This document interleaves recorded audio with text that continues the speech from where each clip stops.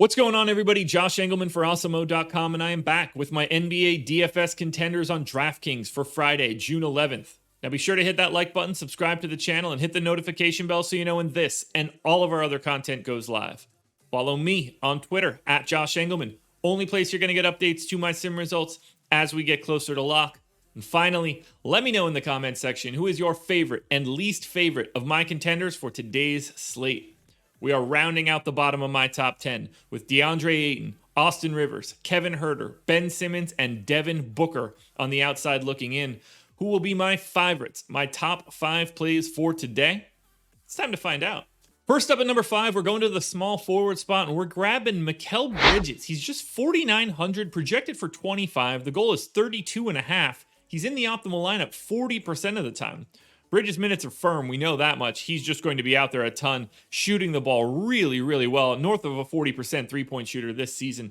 34 minutes, right around 0.75 fantasy points per minute. So it's not the best performance on a per-minute basis, but still, you're getting the time. 14% usage, 13 points, 4 boards, 2 assists, 2 stocks. He does give you a little bit of everything. So when the defensive stats are there, he's really going to have an easy time paying off. But at a sub 5K price tag, I don't really have to look all that hard. That price tag works.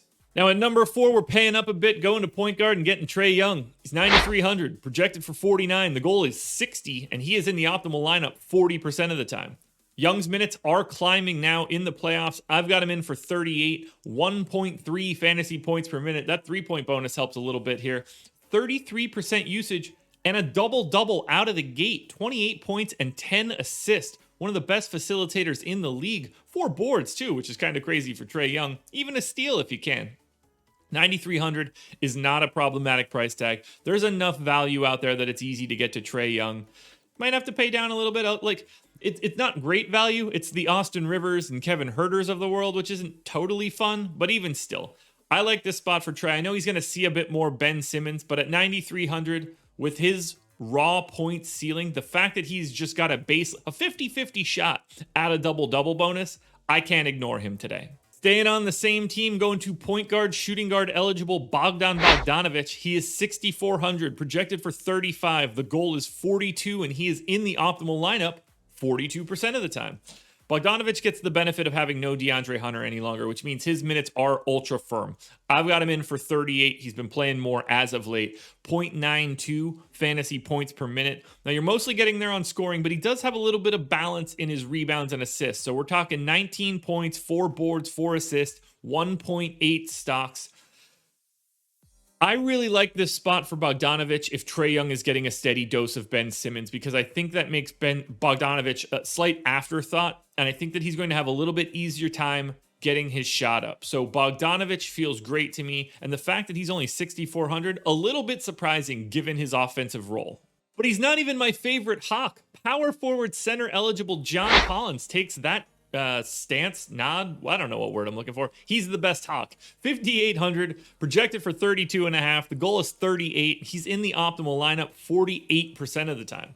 I've got Collins playing 34 minutes. Another benefit of DeAndre Hunter not being there is that Collins' minutes are pretty steady. He's right around a fantasy point per minute, 19% usage. You're getting 17.5 and 7.5. So the double-double is a legitimate option. Almost 2 stocks, 1.9 in fact. So he can get there in a couple different ways. But really, John Collins is a better scorer than this price tag shows. And the fact that you can use him at forward and at center makes him a very interesting option. So interesting, in fact, that he is almost my number 1 contender.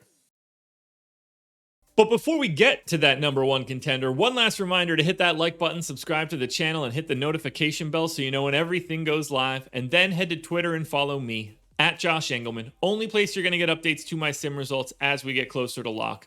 Problem here is, they're not coming out tonight. I have plans. I will not be around on Twitter for lock. My apologies. If I can get something out slightly earlier, I will try, but don't expect it. I don't think it's happening, but you should still follow me anyway. Finally, in the comment section underneath this video, I need your favorite contender. I want your least favorite contender. And if there's a guy that you thought was going to be on this list that you didn't see, let me know who that is.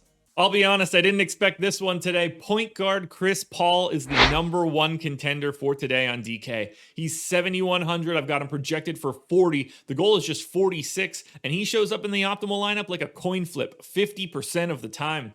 He appears to be healthy, or at least healthy enough. So 36 minutes for CP3, 1.1 fantasy points per minute, 22% usage, and basically a double-double out of the gate. 17 points, 9.5 assists. You still get 4.5 boards plus 2 stocks. Because of the increase in minutes, Chris Paul is currently underpriced, and it's a really nice matchup against Denver because they are not a very good defense. I think Paul chops them up, and that is enough to make him the #1 contender on DK for today. Alrighty, folks, that will do it. Those are my NBA DFS contenders on DraftKings for Friday, June 11th. Process show is in the books. Go watch that. FanDuel version of this video is around here somewhere. Strategy show, 10 a.m. Myself, Dave Loughran, breaking it all down. And then that is it for the weekend. Good luck tonight, everybody. Have a great weekend. Have some fun watching these games tonight, too. I will be back again on Monday with another edition of the Contenders.